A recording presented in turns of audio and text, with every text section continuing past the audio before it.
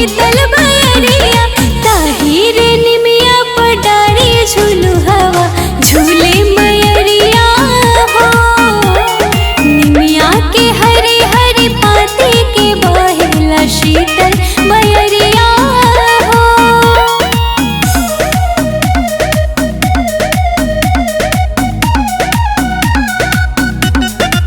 निमिया के हरी हरी पाती के बहेला शीतल बयरिया हो।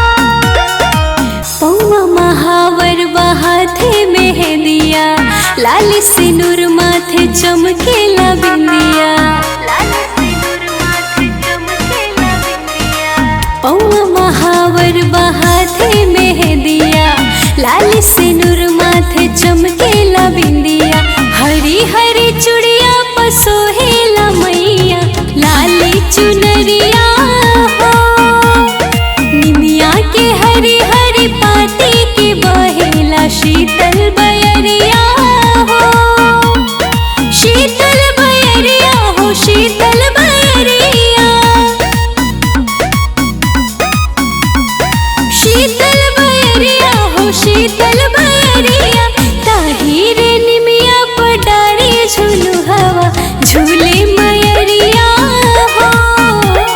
निमिया के हरी हरी पाती के बहेला शीतल बयरिया हो।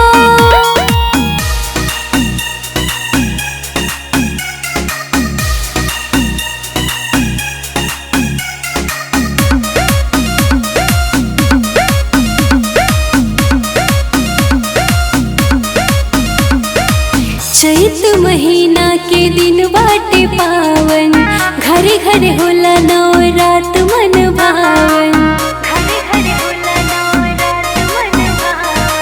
चैत महीना के दिन बाटे पावन घरे घरे होला नवरात मन भावन। गावे सलोनी जे पचरात झूमेला सारा नगरिया हो। निमिया के हरी हरी पाती के बहेला शीतल बयरिया हो। शीतल बयरिया हो शीतल बयरिया।